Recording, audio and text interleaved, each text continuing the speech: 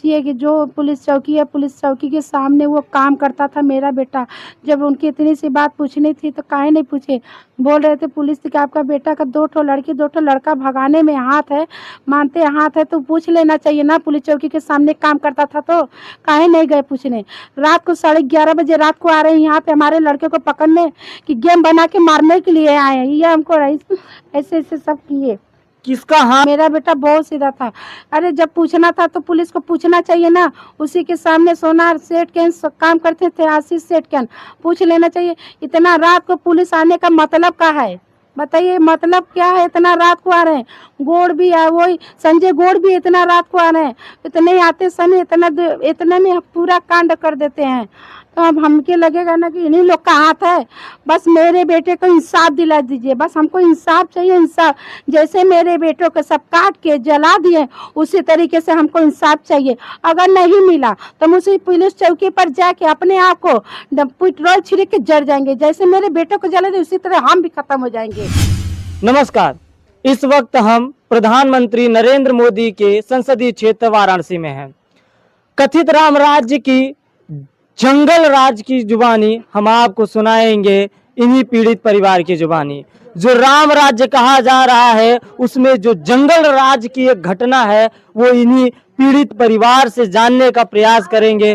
ये हमारे साथ नितेश मौर्य की माता जी हैं, इन्हीं से जानते हैं कि पूरा मामला क्या रहा। रात को पुलिस आई थी, 2 ठो पुलिस आए, एक के संजय गौड़ आए। बोलने लगे, दरवाजा पीटे तो खोले हम। उसके बाद बुलाए कि अपने बेटे को बुलाइए। हम बोले क्या किया मेरा बेटा? कब बुलाएंगे तब ना। तो हम बोले वो बोले क्या बुलाएंगे। तो हम कहले मेरे बेटे का क्या नाम है? बोले नितेश नाम है। हम कहले हाँ मेरे बेटे का नितेश नाम है।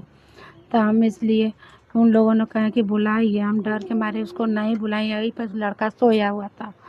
हम और बड़ा लड़का हम लोग बात कर रहे थे। हम कहे इस समय हम नहीं बुला सकते, गया है बर्थडे में, इसीलिए हम नहीं बुला सकते हैं।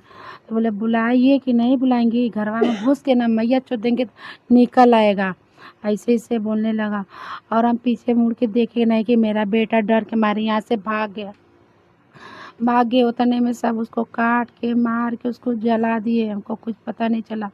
जब हम उसको खोजने लगे, खोजते खोजते 1 बजे रात के हम बगीचे में गए तो थोड़ा सा धुआं पड़ा, आगी था। हमको नहीं समझ में आया कि यहाँ पे क्या है। अच्छा, रात के 1 बजे ही धुआं दिखाई देने लगा था? हमको धुआं दिखाई बस दिए गया। वहाँ पे सब खत्म हो गया, हल्का हल्का धुआं था। हम वहाँ पे खोजते खोजते गए लेकिन मुझे समझ में नहीं आया। फिर सुबह 5 बजे गए, फिर भी हमको समझ में नहीं आया। वहाँ पे गैया चरवा वहाँ पे थी। तो फिर उसके बाद वहाँ पे देखे पुलिस दौड़ी दौड़ी आ रही थी। हमसे यहाँ पे कहा है कि पुलिस आ रही। मेरा बेटा तो खोया हुआ है, तो हमारा दिमाग जाएगा ना कि कहाँ गया है। हम दौड़े दौड़े गए तो वहाँ पे देख रहे कि मेरा बेटा वहाँ पे जला के सब फेंके हुए थे। इसलिए हमको समझ में कुछ नहीं आया और हम उसी जगह पर रोक के बस। कितने बजे पुलिस आई सोच थी? ले 11:30 बजे रात की आई थी। सोचिए कि जो पुलिस चौकी है, पुलिस चौकी के सामने वो काम करता था मेरा बेटा। जब उनकी इतनी सी बात पूछनी थी तो काहे नहीं पूछे। बोल रहे थे पुलिस कि आपका बेटा का 2 ठो लड़की 2 ठो लड़का भगाने में हाथ है, मानते हाथ है, तो पूछ लेना चाहिए ना। पुलिस चौकी के सामने काम करता था तो काहे नहीं गए पूछने। रात को 11:30 बजे रात को आ रहे हैं यहाँ पे हमारे लड़के को पकड़ने कि गेम बना के मारने के लिए आए हैं। ये हमको ऐसे ऐसे सब किए। किसका हाथ है इसमें? संजय, जो संजय गौड़ है उनको हाथ है, दोनों पुलिस का हाथ है। हमको पूरा लग रहा है इसीलिए कि उनको जाते समय वहाँ पे आगे बहुत चुकी थी। हमको यही नहीं समझ में आ रहा था ये सब कैसे गेम किए। बस यही बात है, हमको और कुछ नहीं।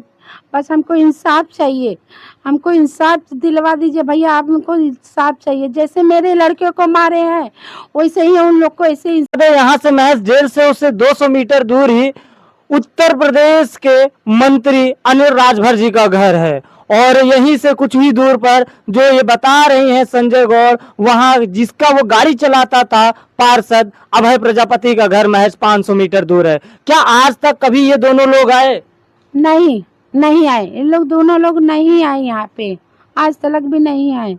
इन्हीं लोग का उन लोग के मिले जुले हैं तभी नहीं ना आ रहे हैं। कितना कितना दूर से मंत्री नेता सब आ गए, इन लोग पास ही सुन के नहीं आए। तो इन्हीं लोग का मिला जुला हाथ है तभी नहीं ना आ रहे हैं मेरे द्वार पे।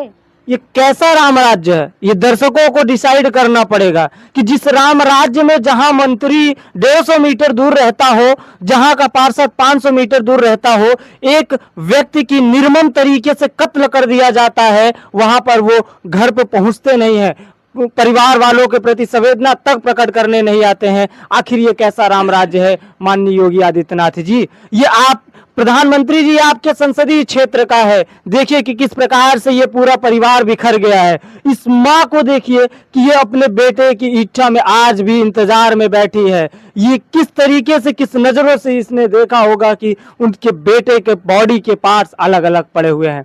क्या पूरी तरीके से जला दिया गया था? नहीं, उसका गला काटे थे, उसका हाथ काटे थे, उसका पैर काटे थे, उसके मुंह पर तेजाब फेंके थे, तब उसको जला दिए थे। इस तरीके से उसका किए, उसी तरीके से हमको इंसाफ चाहिए। बस हमारा मांग है कि हमको इंसाफ दिलवा दीजिए। क्या उनसे कभी आपकी कोई दुश्मनी थी क्या? नहीं भैया, इस तो हमको कुछ भी नहीं पता था। मेरे बेटा इतना सीधा था, दुकान जाता था, दुकान आता था, यही तो हमको समझ में नहीं आता। कोई चीज किसी से पूछ लीजिए, अगल बगल ऐसा कुछ भी नहीं था। मेरा बेटा बहुत सीधा था। अरे जब पूछना था तो पुलिस को पूछना चाहिए ना, उसी के सामने सोनार सेठ के काम करते थे, आशीष सेठ के पूछ लेना चाहिए। इतना रात को पुलिस आने का मतलब क्या है बताइए? मतलब क्या है? इतना रात को आ रहे हैं। गोड़ भी है, वही संजय गोड़ भी इतना रात को आ रहे हैं। इतने आते समय इतने में पूरा कांड कर देते हैं। तो अब हमके लगेगा ना कि इन्हीं लोग का हाथ है। बस मेरे बेटे को इंसाफ दिला दीजिए, बस हमको इंसाफ चाहिए, इंसाफ। जैसे मेरे बेटों को सब काट के जला दिए, उसी तरीके से हमको इंसाफ चाहिए। अगर नहीं मिला तो हम उसी पुलिस चौकी पर जाके अपने आप को पेट्रोल छिड़क के जल जाएंगे। जैसे मेरे बेटों को जला दिए, उसी तरह हम भी खत्म हो जाएंगे। बस हमको इंसाफ दिला दीजिए। एक माँ के सामने बेटे को जला दिया गया। माँ के रहते हुए जब बेटे की खबर, मौत की खबर सुनेगी तो माँ का क्या हाल होगा, यही आप देख सकते हैं। इंसाफ की ये गुहार लगाती महिला प्रधानमंत्री जी आप ही के संसदीय क्षेत्र की है। थोड़ा सा तो देखिए नेताओं, थोड़ा सा तो गौर फरमाइए, संवेदना तो प्रकट करिए। आखिर इतनी बड़ी कांड हो जाता है, इतना बड़ा कत्ल हो जाता है और यहीं के मंत्री जी और यहीं के पार्षद जी के कानों पर जूं नहीं रेंगती है।